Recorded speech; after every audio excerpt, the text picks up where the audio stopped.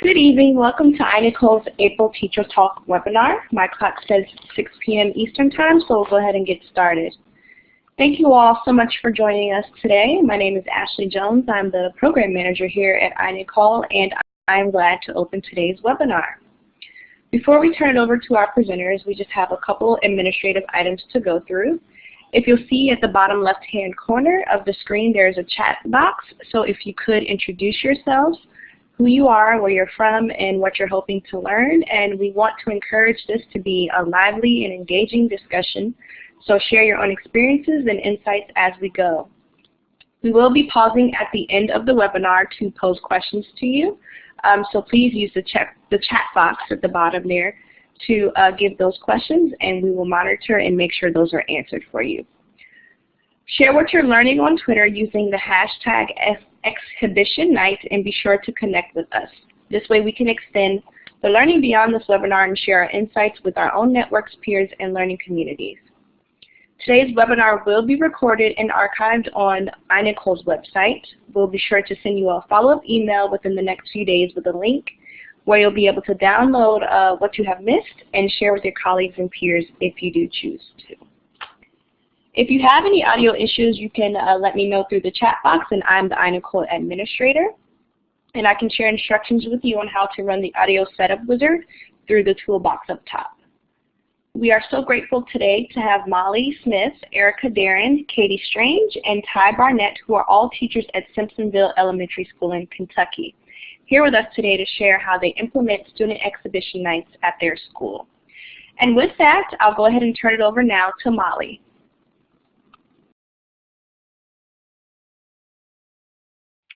Hi there, this is Molly. We are so glad that you are joining us tonight.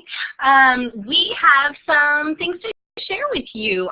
If you look at the first learning target, you can see that tonight we're hoping that we can learn together how Exhibition Night can help showcase students' personalized learning. This is something that was brand new for us this year. Our school, we've all been trained with PBL work over the last several years, and this is kind of that next step for us. What do we do with this learning? And so this year it's really been a learning process for us with Exhibition Night. We've had some great growth, and we have some next steps for ourselves, and we just hope to share some of our struggles and some of our successes with you tonight. So again, thanks for being here, and I think we'll just jump on in. All right. I'm Katie. I'm a fourth grade teacher here at Simpsonville Elementary, and if you move on to the next slide, it says, what is Exhibition Night? And I think that about a year ago, we were in the same boat that you're probably in. We were trying to figure out what some next steps were. We'd heard the word kind of as a buzz term, but we weren't really sure where we were going with it. So Exhibition Night, as we've learned in the last year, is a great way to culminate our PBLs that we have been working on here at Simpsonville. We are really focused on our kids having authentic learning, and this was a really awesome way for us to be able to culminate those PBLs, the end of the PBL, in an interactive way for students to share their learning, not just in the classroom. We wanted to make it authentic, we wanted to make it real, we wanted to get families involved, we wanted to get the community involved. We wanted our kids to see that their learning is important beyond our classroom. And we have discovered that Exhibition Night is a really awesome way for us to create that within our school community. It can be individual or a group sharing their learning. But the cool thing is that every single student shares. Every single student gets to feel that success at the end and show and share their learning.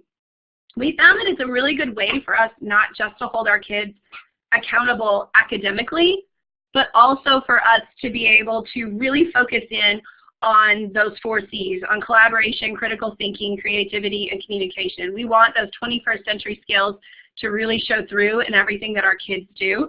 And Exhibition Night, we have found, is just a really awesome place for us to be able to do that. So in a nutshell, Exhibition Night is that awesome ending to our PBLs.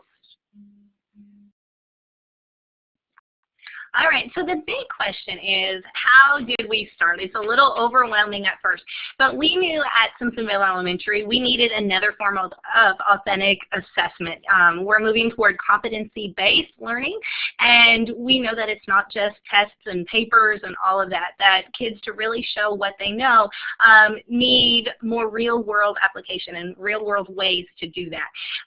Like I had mentioned earlier, we have already established a PBL process, project-based learning, that we've been working on for the last several years.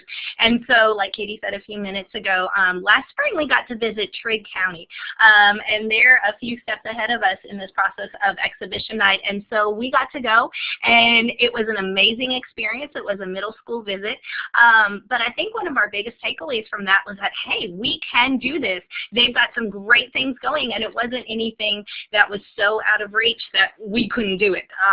We had a lot of logistical things to work through, but it was something that we were willing to take on and realize that, yes, this is what's going to be best for our kids. And so through that, we did a lot of brainstorming. How did it fit into what we already know? We had that PBL background, but what are we going to do with this? How are kids really going to exhibit their learning with those competency-based skills, not just with a test? One of the great things that our administration here at Simpsonville set up for us is a weekly planning PBL time. That has been an extra like 40-45 minutes for us once a week that we get to meet with our teams, and that time is really, really set apart just for that planning. No bathroom breaks, no running to make copies, anything like that. So we've been really intentional about using that time to plan that content and really what we're going to do with those PBLs and get us ready for that exhibition night. I think the biggest thing for our school is that we have all totally bought into the idea. It took a little while, but I think all of our staff has realized how important PBL is in making learning real for kids and really making it authentic. Again, not just teaching them facts, but how can we make this real world and make them into these students we need to be for the 21st century. So all of our teachers, we all participate, and we're all at different levels, but we're all moving forward with the process. So I'm Ty, and I teach 5th grade here at Simpsonville. So we're going to talk about making it personal. So at Simpsonville, the Simpsonville style, so to speak. Again, when we went to Trigg County, we saw that there was a lot of things that they were doing, so then we kind of took it back to what are we doing here? And that exhibition night in that PBL process isn't necessarily something extra, and how we can fit it into what we already do. So one of the ways that we did that was to focus on that PBL process. Again, we have, this is our third year in that PBL process, but it worked really well with our workshop model. And knowing that PBL was set for authentic purposes or around authentic problems. So anywhere from a kindergartner having a PBL about how to write your name or how to spell your name correctly, to third graders looking at, well, what are the problems on the playground? Those are authentic problems that they can solve, and through that we can kind of intentionally plan the content around that. Like, so how can we pull in writing standards? How can we pull in math? How can we pull in science standards with that too? And having that intentional planning time helped us to do that as well. And letting the students have voice and choice with those problems, or even how they want to present, because it's going to teach them time management, it's going to teach them speaking and listening skills that are also a part of our content as well. Before we go on any further, are there any questions that anyone has so far? Anything you'd like us to clarify before we move on? All right, you guys are a quiet crowd. We'll keep rolling. All right, so as Ty was mentioning, we really wanted to make it what we like to refer to as Simp style, because we, I will say that when we discovered, like Molly mentioned, exhibition night, it wasn't something new. It was the part that we were missing, and we just didn't know we were missing it until we got there. Mm-hmm. And we were already super close. So as Ty said, then we were trying to make it personal. We didn't we didn't start something new. Exhibition night really isn't something that you start new just to do it. It has to be that natural next step. So as we continue thinking about that and the overall outcome that we were looking for, of course, like Ty mentioned, we're putting in all of those standards that we work on so hard for each of our PBL units and all of the things that we add in through our planning that we do each week that Molly mentioned. But also this idea of our profile of a graduate here in Shelby County, and I know a lot of schools across, or a lot of districts across the country have started to adopt a profile of a graduate. We're really looking more at those competency-based skills. That's something that we have in common with Trigg County, the county that we went to visit. We're one of the 2 counties, us and Trigg County, that have been approved here in Kentucky to move into those competency-based skills and use that as forms of assessment. So that's something that's like our next step. But through exhibitions, we've been able to go ahead and get a jump start on that. We're using our profile of a graduate, where we're looking at our skills of inspired innovator, critical thinker, responsible collaborator, global citizen, effective communicator, and lifelong learner. When we look at these are especially the things that are present on exhibition night. When the kids are standing there in front of the community members, when the kids are discussing with community members and family what they've learned, or they are maybe creating, I know 5th grade in the fall, they had a really awesome economics unit that culminated at our local fall festival where they were selling things that they had made. So these kids were inspired innovators coming up with their own ideas and their own things that they wanted to sell, and they were global citizens because they used that money and they donated it here to the parks service. So when we look at what our kids are doing, we were really looking at that exhibition night and how we were going to assess them on that night. What's the purpose of exhibition night? It's not just a dog and pony show for mom and dad to come see, but it was for us to truly see that we can assess those speaking and listening skills, and for our kids to be able to share those things. It's a great way for us also to introduce our families and community to the profile of a graduate, because it's kind of new here in Shelby County. So to really get parents on board with those competency-based skills and see what those are, they're able to see it in this way. So this was just one way. And I think what Katie was saying, when parents come and community members come, I think, see if you will agree with me, but it seems like this is what they're most impressed with. Yes, they know the content and, oh, wow, my kids know this and they know this, but they're so impressed when they're able to be responsible collaborators and work together with their groups. And they're using those critical thinking skills to solve problems and those effective communication skills. I mean, that's really what they notice and that they're impressed with. And really, I mean, those are the things we want our students to leave with, and this is such a real world way for them to be able to show that. Well, and to add on to that also, it allows all students at any ability level to shine. So from, you know, your Sally Smarty to your little Johnny that sits back in the corner that barely even says anything, and then all of a sudden on exhibition night he's found his voice. Definitely. So from your special education students to your TAG students and your ELL students, I mean, they are really allowed to shine. I had some who on exhibition night, they not only did their English, but then when they had somebody that looked like them or were of that same ethnicity come to them and speak to them in their own language, and they gave it right back to them in their own language. So not only that, you're allowing them to shine in a way that they can shine the most. That was a big part of it. And with the exhibition night, when they can either, you know, if you do have that kid who's super, super shy and doesn't want to get up and give that speech, there are other modes that they can use. I had several kids that created slideshows that they were able to show, or Powtoon was definitely a favorite in 4th grade, but it was a great way for kids to be able to share their learning but not feel so much like they were on the spot. I think that was a really big deal. Some of the tweets that I included, that I took screenshots of that are in the slides, those are tweets from other people within our district, and I think I know at least one is from a parent. And in all respects, those adults were so impressed with those competency-based skills that kids were able to talk and to share their learning. Like Molly said, that's really what we want them to leave with. they can Google a whole lot of information in life, but they can't Google those competency-based skills. And exhibition night is just a really great way for us to start fostering those from the beginning, from the elementary age. And I think this has been a great next step for us. And just like Ty said, it builds the confidence for every child. They are all able to be successful with whatever they choose. So, all right. So we're going to move on to how do you organize exhibition night. A big one. That is a big one. Because the biggest thing here is space. For Simpsonville, if you have it, they will come. And so one of the things that we run out of is space. And that's where you'll probably have to get kind of creative with down to those community partners. So one of the things that we ran out of was space.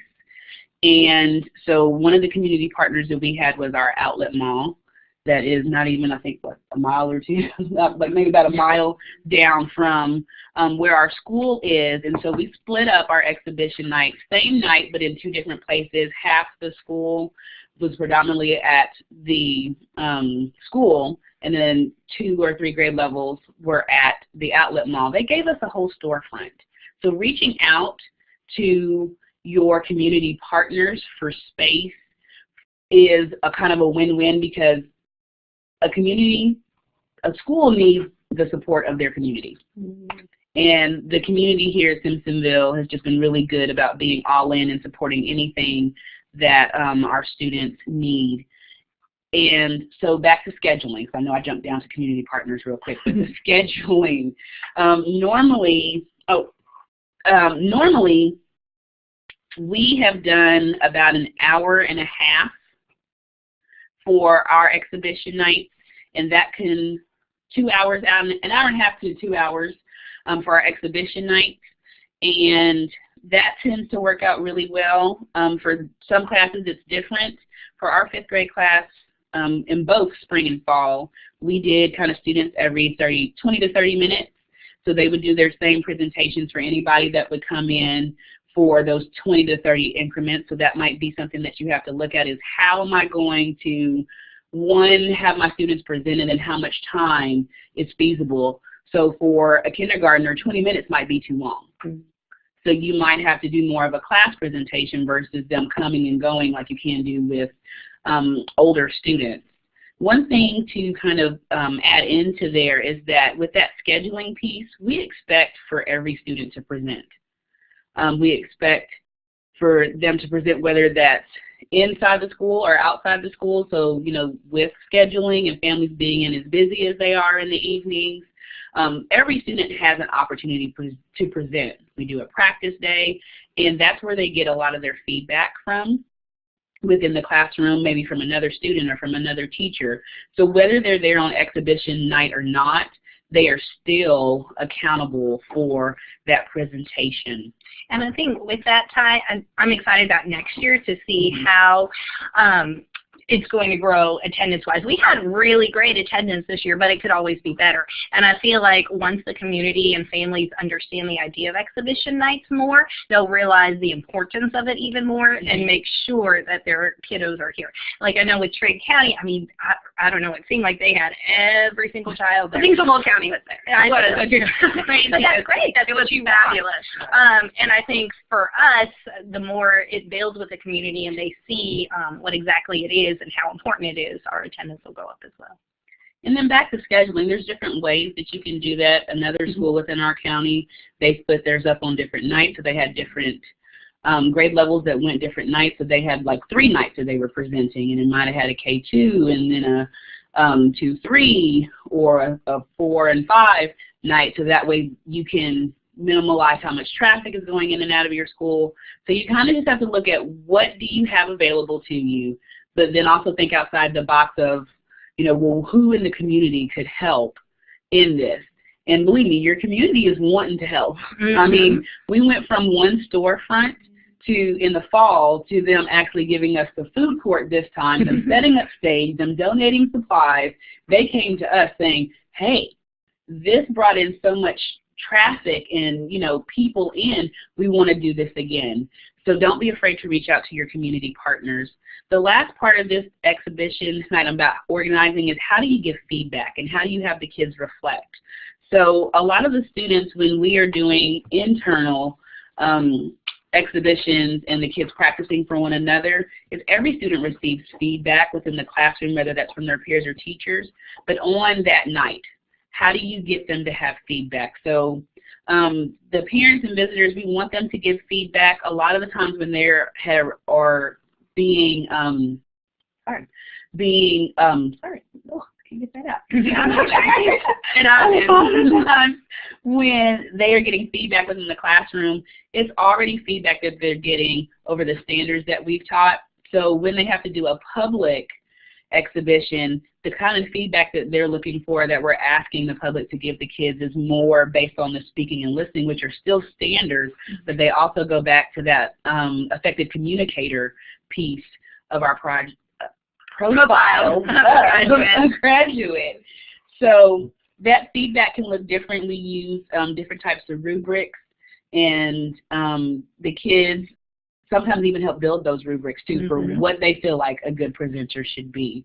So that feedback is another piece that helps them to kind of, again, increase that confidence, and then also to just kind of look at themselves and say, okay, where am I with being an effective communicator? What do I need to work on? What could I have done differently? And I think that's the best part of having those internal exhibition nights first, where they practice. I know I teach 2nd grade, and we partnered up with a 3rd grade class, and we took turns watching each other's classes, but we also had rubrics. We had feedback sheets that each class filled out on the other class, and then we spent a lot of time looking at that feedback and reflecting on, okay, what do we need to do to get ready for tomorrow, or 2 days from now?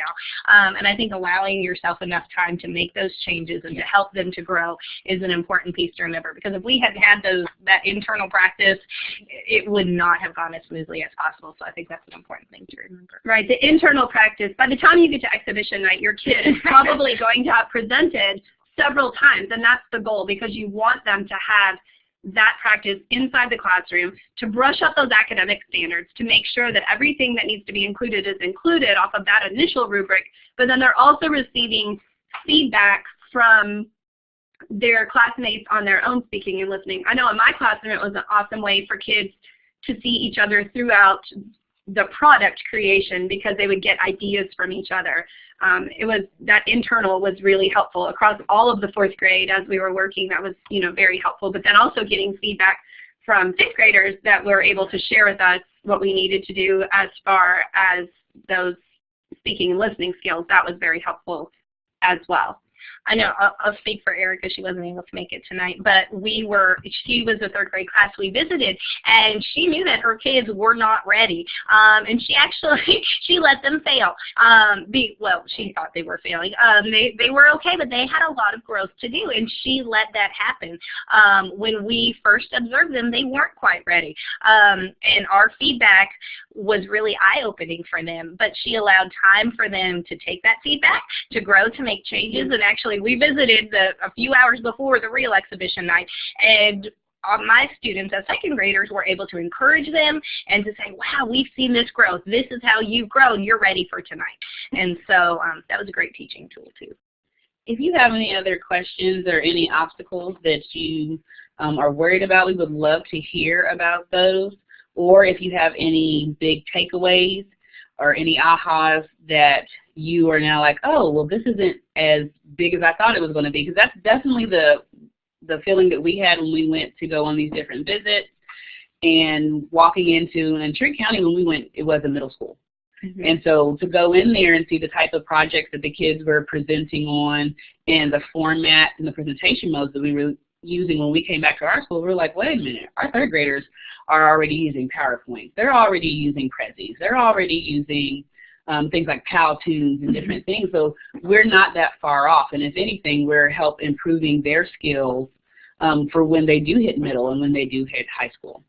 So if there's anything that you want to let us be privy to, just make sure that you ask. for any questions you have. I also think when we came back and we debriefed after that initial visit to Trigg County and we said, oh, we're not that far off, I think it was really important because our principal took that next administrative step and said, this is what we're doing. And I think as teachers, that's the one, we kind of needed that. We kind of needed that little kick to get us going, and then we knew, and that helped us. We represented one person from each grade level when we visited, so we were able to come back and bring that back into our grade level, and that really helped us because we had those team members that are like, we're not ready, we're not ready. And we're like, no, really, you are. You just don't know it. Well, and it was setting that deadline. We are going to have exhibition night this night, so it's on your calendar. You know it's coming up, and I think that helped too. There was no moving it. There was no, conversation about that. This is when it is. Right. So having that deadline helped. I think that made a difference. Right. We can move on to some examples. You're probably wondering, well, what did you present on? And we listed just a few different topics that students have showcased. Do you want to start with 5th grade? Well, Or 5th grade, that would be you, wouldn't it? So this fall, our first PBL was on economics.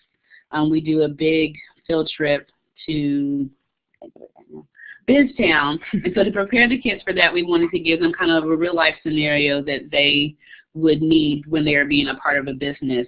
And so the kids worked on wants and needs. They produced goods. They had to come up with a business plan. They had to learn how to budget and think of what type of resources they needed, how they were going to get their resources, who could they get their resources from.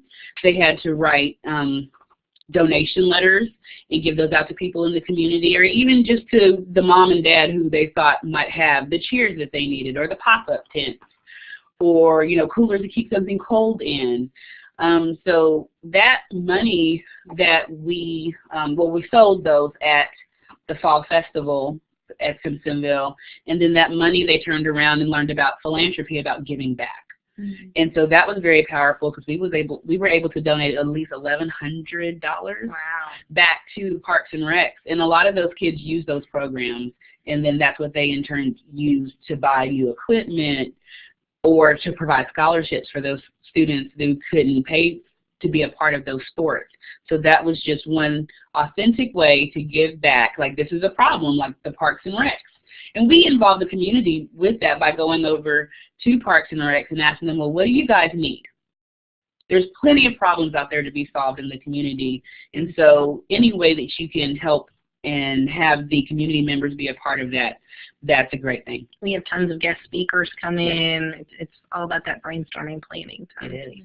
That kind of what Molly just said about guest speakers leads into the 4th grade Spring Passion Project. In the fall, we were very proud of our kiddos, and they got together and they did an activity for our fall exhibition that increased awareness in the community about things like Red Ribbon Week, Fire Safety Week. So our kids in the United Way, our kids did a really great job of doing that. Our spring exhibition night that we just presented in March was based on a lot of guest speakers. But I will tell you that our kids love what we call the Odyssey, and that's our passion project. Every Friday, the kids in 4th grade have the opportunity to hear from an assortment of different community members. So people I know, I always send out a letter to all people, all parents, all grandparents. We also send out some really good things to other community partners that we already know, people within the school district. We send out a lot of really important stuff to them. So after going through some PD that we've done, and then having these visitors, our kiddos have the chance to either do something that was presented to them or something on their own. But I think the reality of what brought us to our Genius Hour, to our Odyssey, was that they're 9 and they all want to be experts on video games or basketball. And there's nothing wrong with that. But their eyes were open to so many things. So in the spring, the kids got to spend time every Friday following some background that we got from a Genius Hour PD that we did with Kim Strobel. And she did an amazing job of helping us set our kids up to do that individual research. So they spent Fridays in January and February doing the research, and then in March creating their presentation, so that at exhibition night, every single kiddo had their own individual passion project, something they were interested in, something they wanted to teach other people about. It was so fun to see the assortment of things. Some kids talked about, what they wanted to be when they grew up, and they've done research and what's required to be a pediatrician. Other kids were sharing with us tips and tricks to win at Minecraft and build your world, and lots of different things. I have a kiddo that if you would have seen her a few years ago, you would have never imagined how amazing her presentation was. She has an extreme passion for horseback riding, and she's currently spending some afternoons mucking stables and learning some practical life skills. And she was so proud just standing there, and I can tell you that all the people in our school community have known her for a while said, oh my goodness, look at her. But for her to have that success and to be able to build that passion project and present it in this way. So kids have done passion projects before, but to be able to present it in this way, I think was different. Kids that were baking and sharing their baked goods, and it was a really awesome experience. And it is a step up from just having a normal parent night where, okay, your parents are coming in and it's kind of a big deal. But exhibition night is like 10 steps more than that. You've got your community. You've got everybody involved, and so I think it really amps up those presentation skills and all those competencies too. Can I skip down to second grade? Yep. You can. Is that okay? Yes. All right. You can see our second grade spring activity. I'll get there in a second. But we started in the fall our big PBL project for exhibition night. We solved classroom problems. We, about, a week or two into school, we gathered all together and we're like, okay, our class is going great. We've worked out so many things. We've got a great start to our school year. But there are some problems. What do you think's going on? What are some things that you think still need to be fixed? And we put the problems into the kids' hands, and they had to become problem solvers. And some things were, okay, a few of our tables were sliding around, or, oh wait, our supplies are getting mixed up. And they had to be engineers, they had to be problem solvers to fix those problems. And so on exhibition night, they got to present their solutions, and so that was a great way to tie in those engineering skills too. In the spring, we tried to give them even more voice and choice. We had been studying matter. We had been studying the Winter Olympics a little bit. We did a unit with African American history, and so they got to choose one of those that they wanted to become a better expert on, and then take their learning deeper with that. They researched more. They created some kind of project. Maybe it was making a solution to pipes freezing with the water in the winter. Maybe it was how to make bobsledding safer. We had a few students actually become famous African Americans in history and take that learning deeper. So I was really proud of how they got to choose that and really make it their own learning then. All right. I'm not a first grade teacher. This is Katie again. I'm a first grade mom. I have twin 6-year-olds that are in first grade. And it's fun to, obviously by the time I got to exhibition night, I had all the passion projects I could handle for a little while. So to be able to walk into first grade and see what my girls had created as first graders was fabulous. So I put on here on our slide, obviously it says autobiography and biography. The kids learned some incredibly practical writing skills. I was so proud of them. The first grade teachers are amazing, first of all. They partnered with a nursing home here in town, and they took the kiddos on a field trip to the nursing home. You would have thought that they took my kids to Disney World when they came home that day. They had so much fun meeting Mary and Agnes, and I can tell you all about Mary and Agnes even today.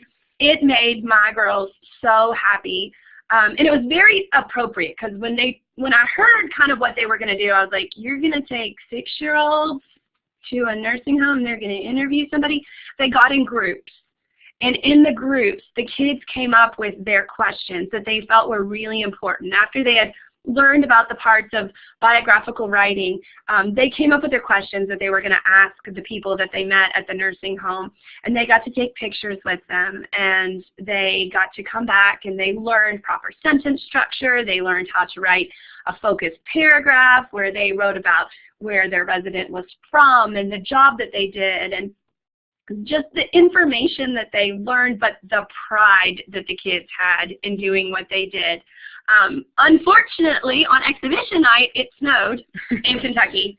In spring. And this is the first day of spring, now that we mention it. It was the first day of spring. So they couldn't bring the suite residents to see them. I know that had been a hope somewhere along the way, but then as the weather got worse, obviously you're not going to get the residents of the nursing home out on a slick night. But they still will get to share with them in some way, shape, or form at some point. But there was so much pride in those kiddos as they shared. They did write their own biography, their own autobiographies as well. And my girls were proud of those, but they just, it was different when they were sharing their stories about Mary and Agnes, and they couldn't wait to, they wanted me to record it so they could send it to other family members.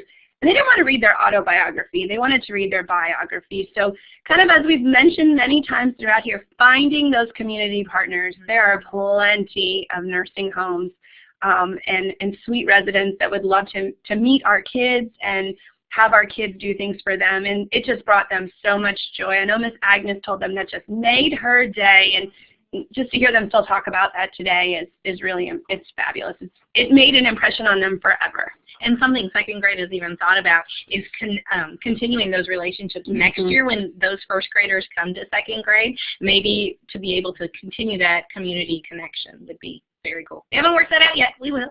But I think that's a lot of this is we're still figuring it out. Like I said earlier, thank goodness Ms. Tingle kicked us into gear and we got going. And we're learning. We're learning as we go, and that's okay because we took that step and we made some mistakes along the way. We are not perfect, but we keep going. So between our awesome administration and our instructional coach who keeps us going even when we might want to fall off track, we just keep going because when we see that outcome on exhibition night and we see the pride in those kids, it's really important.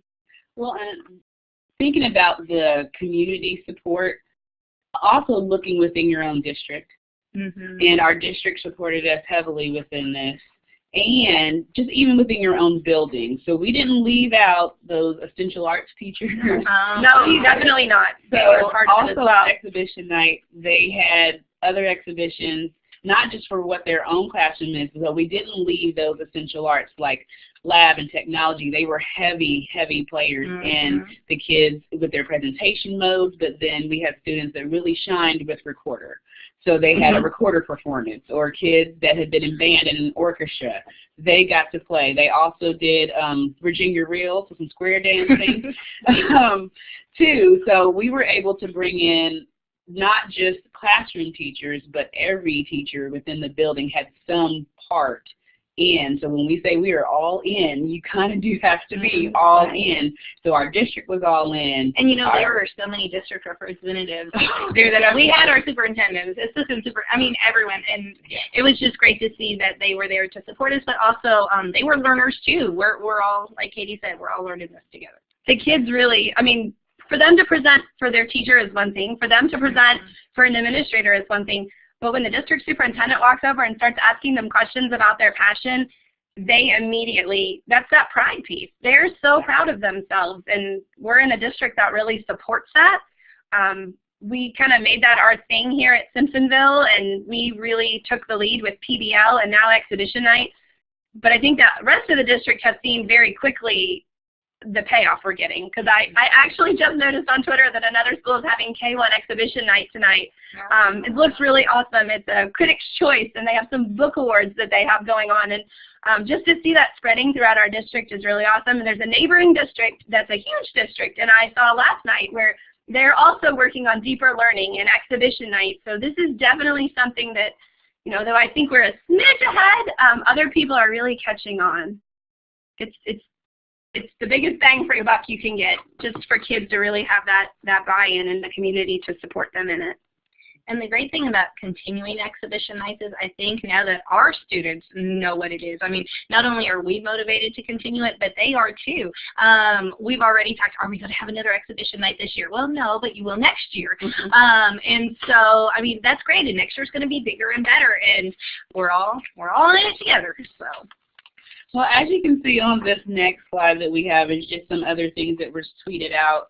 So one of the tweets that's on mine is about Simp Bobcats, 5th graders exhibiting their learning from the year and giving each other likes and wishes for feedback. So another big piece of that was that feedback piece. So when we talk about if you can't come on exhibition night, well, you're still going to have to exhibit at some point, so that accountability is still there.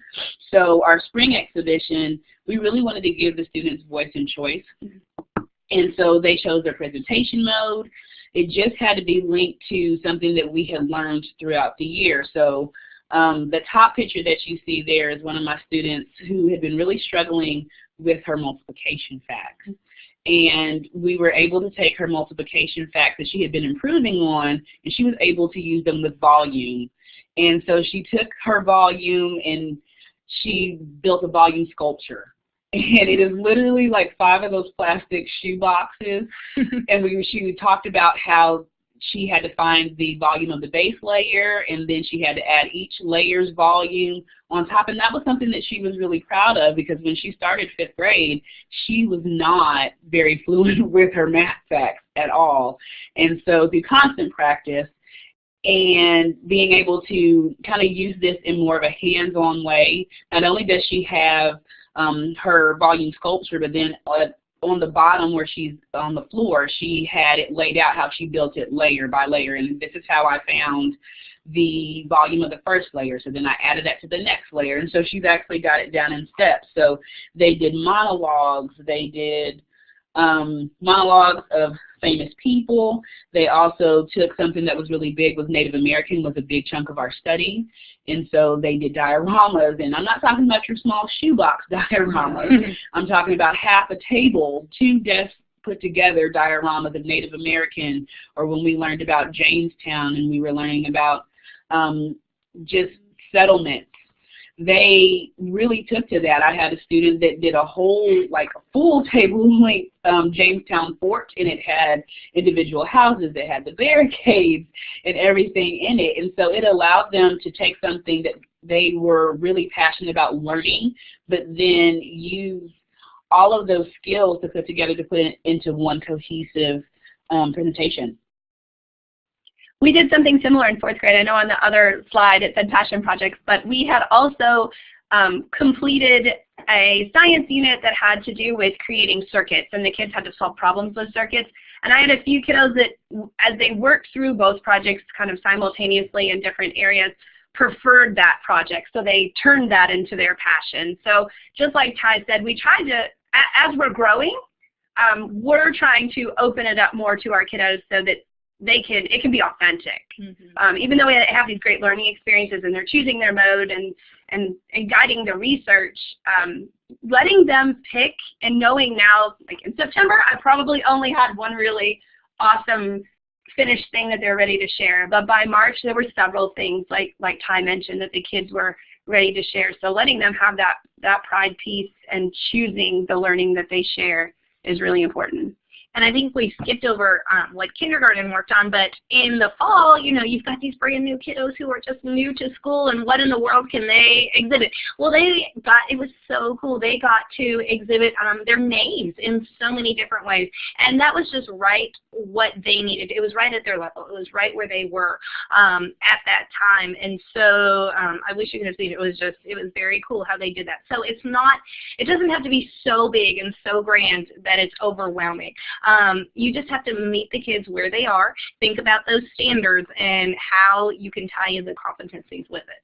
And I think to add to that, meeting the kids where they are, but also meeting yourself where you're at. Yes. So I can remember the first year that we kind of started just even thinking about PBL is, okay, what is it that we can handle? And I think when we first went in, we thought it had to be something big and grand. Again, that PBL process, those project-based learning, before we kind of brought in student voice and choice, it was kind of, well, let us think about this, and we were giving the kids more of options. So if you are looking for a place to start, and you're like, wait a minute, I don't want to lose control, because you know us teachers are control freaks.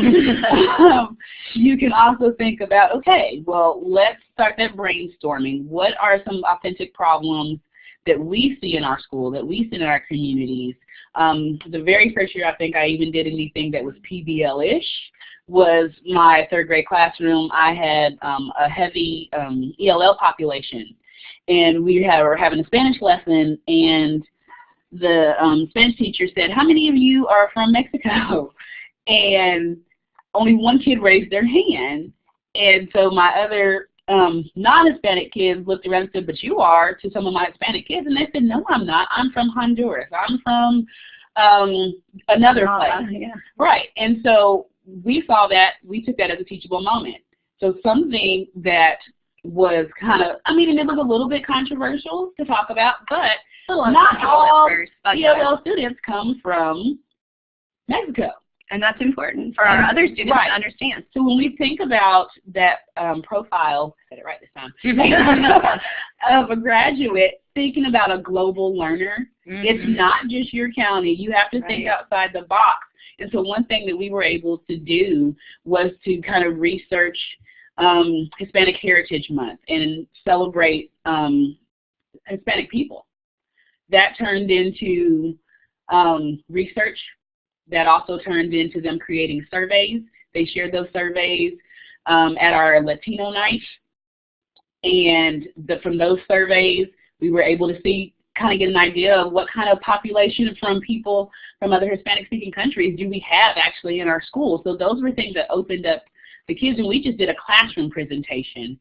And that was basically how we kind of got started. So it doesn't have to be something big. So while you're meeting your kids where they're at, also meet yourself where you're at. I think that's all we have. We do have some time left over for questions and answers. Your questions or answers, maybe. I have a question here that came from Michael Castellano, and he said, what topics would be appropriate for primary grades, and is there a rubric that you use to assess student speaking and listening and general outcomes on exhibition night?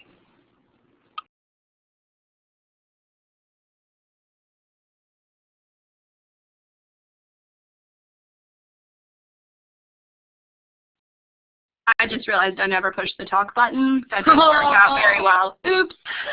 What I was saying is that That's a good answer, Katie. we started really using the things that came from the Buck Institute for PBL. The Buck Institute provides rubrics online, and what we did, I know in fourth grade, is we went specifically to those rubrics and we pulled certain parts out to help us get started. Now we're able to do it a little bit more on our own, but that was definitely our starting point, was with all the things from the Buck Institute. That really got us a good beginning. And they also have rubrics, but then they also have plans to help you how to plan a PBL. Not only that, they also shared with us different ideas, and just because somebody else has already done it doesn't mean you can't do it too. And so I think that was one of the things that first year that fifth grade did, is they saw an activity with almost like a wax museum in a sense. And so they took that and then they turned that into a PBL too.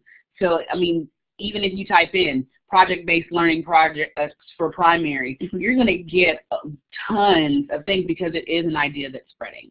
I know the University of Kentucky has a Next Gen Academy, and they have a lot of great ideas from there. I attended a project-based assessment PD there last fall, and they have some really good ideas. So UK Next Gen, I follow on Twitter, and they have a lot of really great ideas that I've pulled from there as well.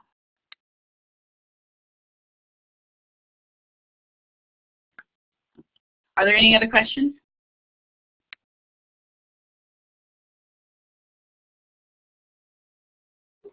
I don't see any right now. If you guys have any other questions that are in the chat box, or that are not in the chat box, you can add them in the chat box and we'll monitor for the next minute or two and see if you guys have any other questions.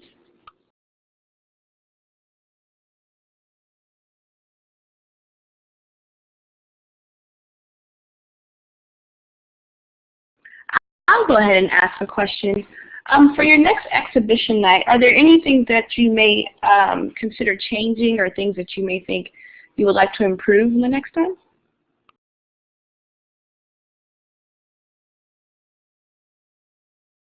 What do you think, girls?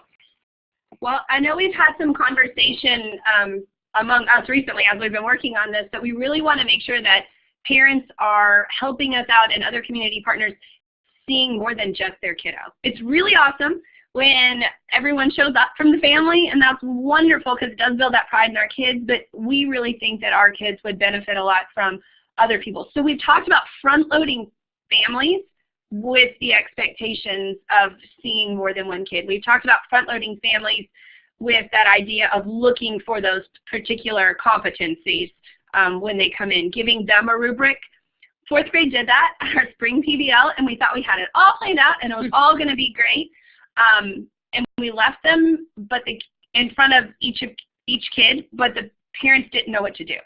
And that was our mistake. Like, our walk away from that was, well, we've got the rubric, but now we need to show people how to use it. So we didn't make that clear. So I know we've talked a little bit about front-loading parents and families more with that expectation of what we want to happen. So another piece was having like a day of reflection. Either, yes, we've had this big event, we worked really hard, it's, you know, a long night, but then actually, what do you do the day after? So actually giving the kids time to reflect on, well, how did that experience go? What did you want to change about it? What did you like about it? What did you not like about it? Because that's also a powerful piece. I know within the classroom, anytime that we do something, I do a lot of whole class grading. And so that whole class grading lets the child reflect, since they're helping to grade their own work, on, oh, I missed this one because of this. Or if I look at this again, I would want to do this differently. And so that's the same thing that you would do even after one of these exhibition nights, is to really sit down and kind of think of, oh, well, we could have used more time here. I think that's one of the things. We would normally do 2 hours, but maybe if we extended to 3 hours, that would give parents time to want to linger and check out more than just their own kids. Presentation. So, I mean, another thing is, do we want to split it up on different nights? So, because of that space issue, and that's where we talk about kind of using your community partners to kind of help you with that space and that management piece. And whenever you're nervous about it, whenever you're like, oh my gosh, this is so overwhelming, are we all going to fail and it's going to be embarrassing, the kids and the parents will love it regardless. They will be proud of their kids, they will think they're amazing, and they will walk away feeling really good about it. So just know that, that you cannot fail, that whatever you do, wherever you start, it is great, just start. Right, I think that's the biggest battle, is to just start. Great, thank you so much for that. Are there any other questions here in the chat box? Let me see. I don't think I see anything. If not, then I think we could go ahead and wrap up. Guys, thank you so much for presenting today. This was great information, and I'm sure that we will continue to get this work on the ground, and I'm excited to see what you guys are going to continue to do. As I said earlier, this webinar is going to be recorded and archived, so we will be sending an email to those who have registered and send that out to you guys by tomorrow or next week, and look forward to that. And if you guys have any questions, please feel free to email us, and we will be sure to get to you guys. Thank you so much. Have a good evening.